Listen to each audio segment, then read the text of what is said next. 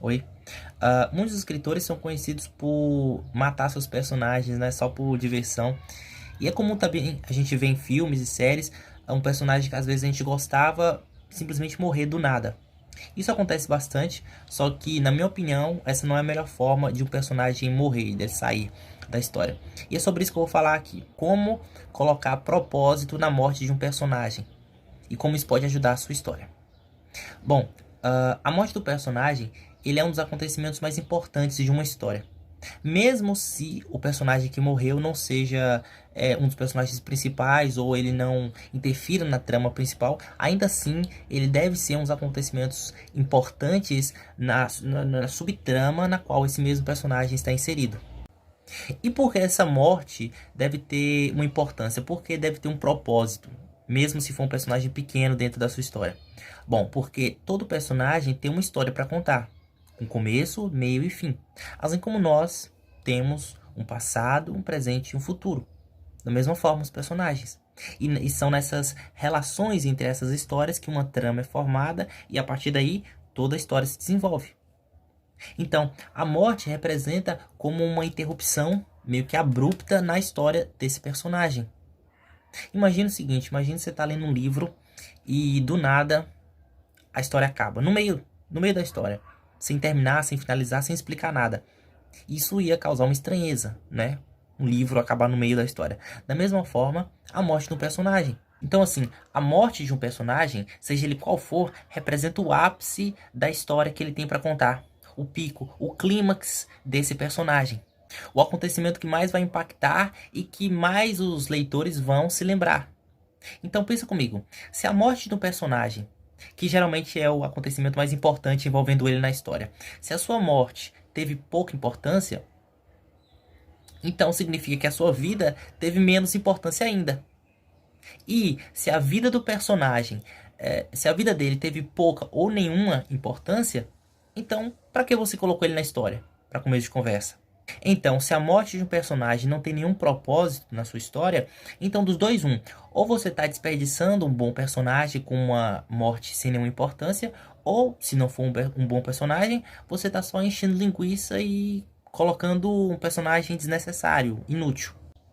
Então, assim, eu falei num outro vídeo que diálogo não é a mesma coisa que conversa, né? Até porque numa conversa você fala sobre qualquer coisa, e na maioria das vezes não tem muita importância.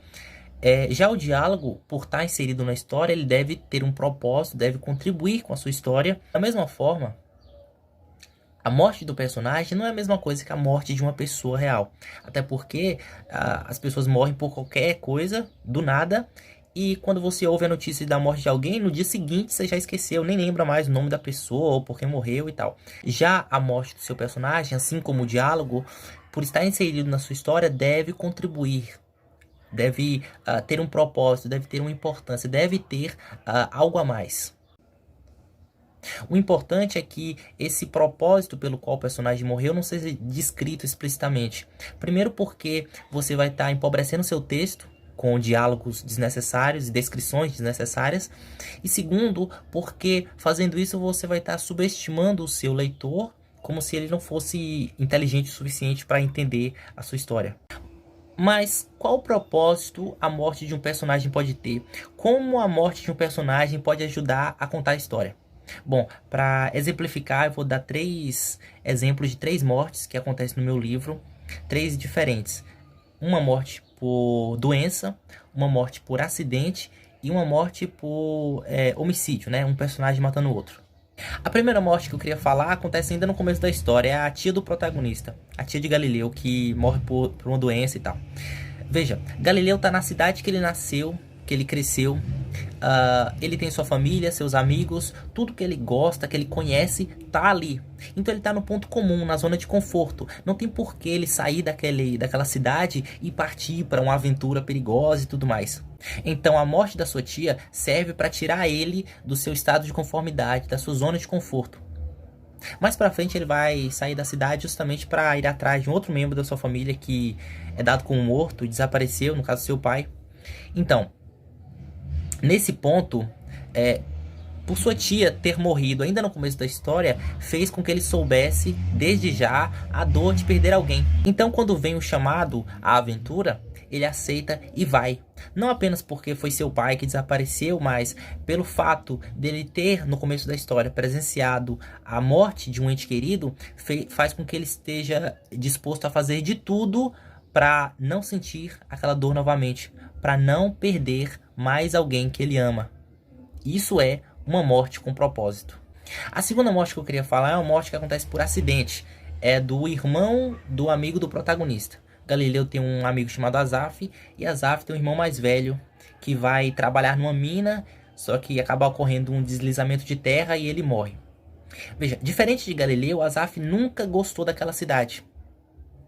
Para piorar, o seu pai era viciado em jogos e apostas e trabalhava como cobrador de impostos. Então as pessoas daquela cidade odiavam ele e olhavam com maus olhos. A sua mãe mal lhe dava atenção.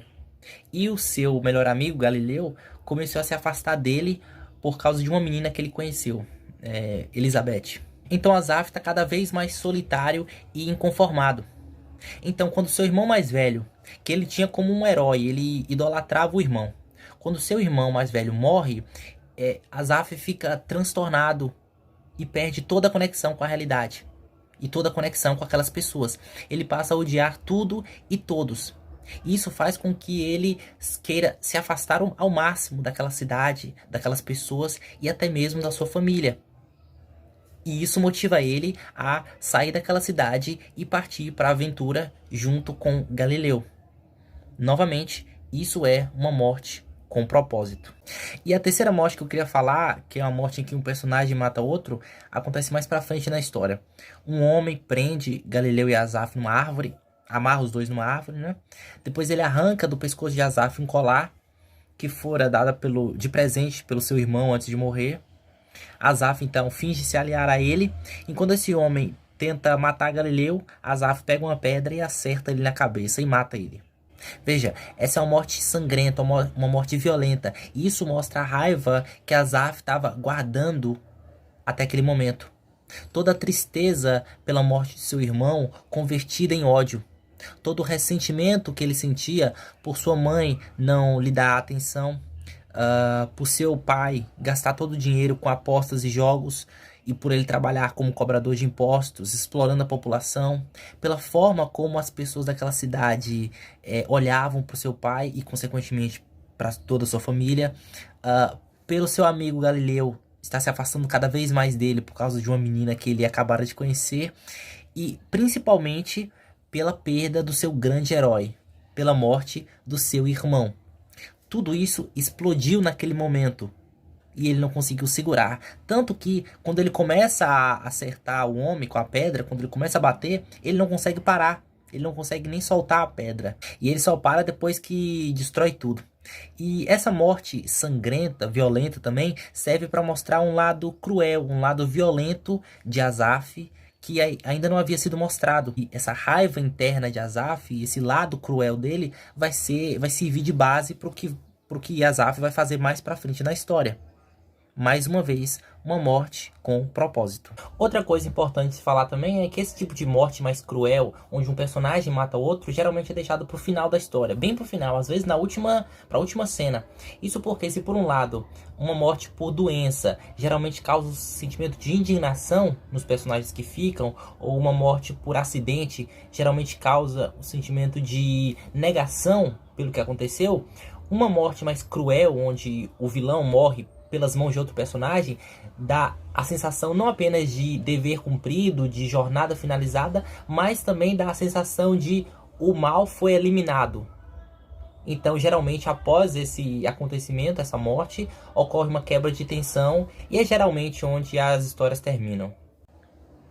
Enfim, para terminar, veja que foram 3 personagens diferentes, 3 mortes diferentes, em momentos diferentes, mas todas as 3 ajudaram a aprofundar a trama, a motivar os personagens que ficam, a mudar as emoções deles de alguma forma e, o mais importante, ajudaram a contar a história. Isso porque foram mortes com propósito.